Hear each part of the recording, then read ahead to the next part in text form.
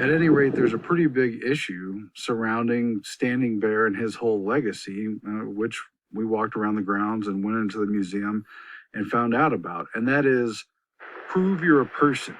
May I ask you a personal question? Of course. Where do you stand on all this?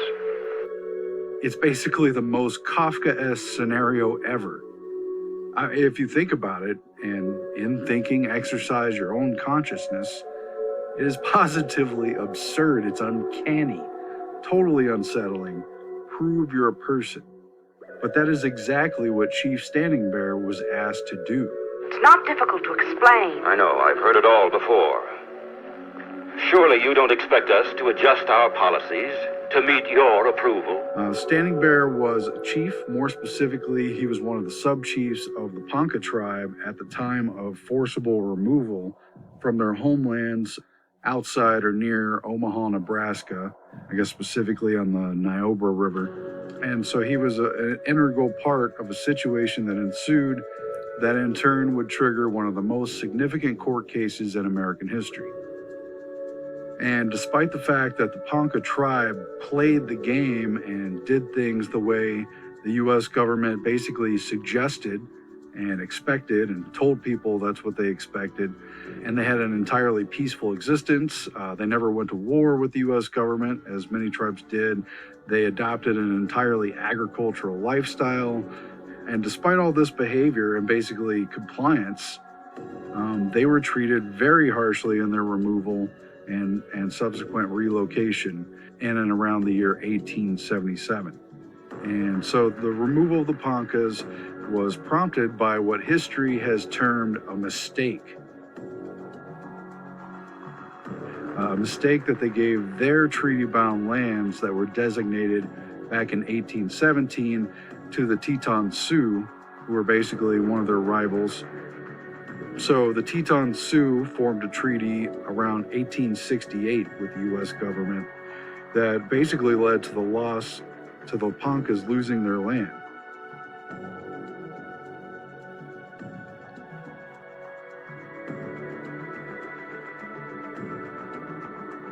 And supposedly they accidentally dripped out the Ponca land and gave it to the Sioux in the treaty, and then they couldn't take it back or whatever.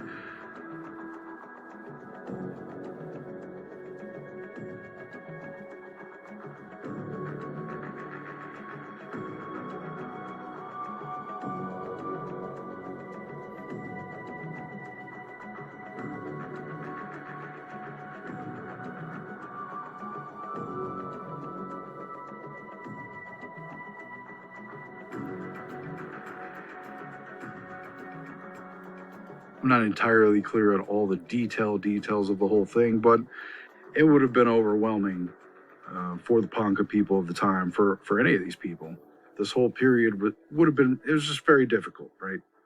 So the idea of two or more units, tribes, localities, whatever, pitted against each other, with rival tribes competing for land or having one overwrite the rights of the other. It's definitely been a reoccurring theme. And if you haven't seen it, you should see the Sean Connery film, The Man Who Would Be King, for more on that whole idea. Sean Connery and Michael Caine, as they try to capture a whole country, a scheme for rascals to become royalty in the long-lost land of Alexander the Great. Rudyard Kipling's The Man Who Would Be King.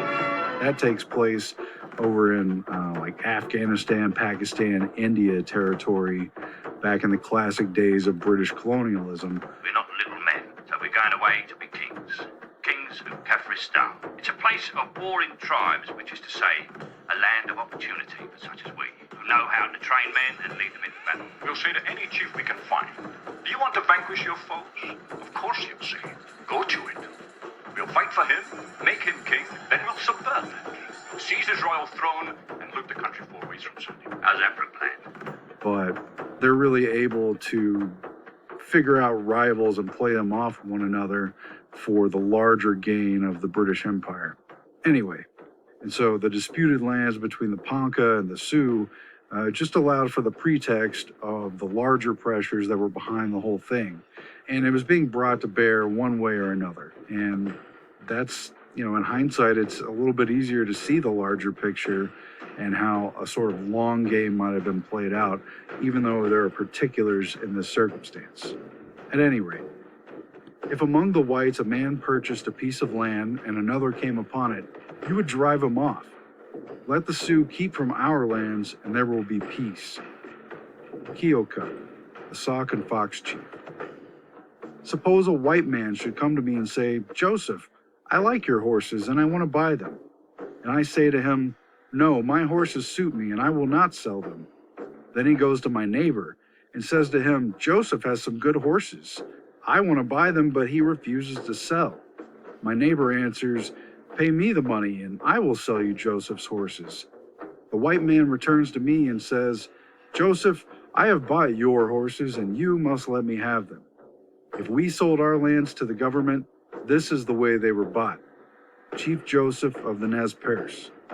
And this incident was really just one of many in a longer train of pressures for tribes broadly in the Nebraska and Kansas territories and everywhere else to sell their land for white settlement, particularly in the case of Nebraska and Kansas from the 1850s on, when the Nebraska-Kansas Act brought a new wave of white settlers and westward development and all the things that came with it.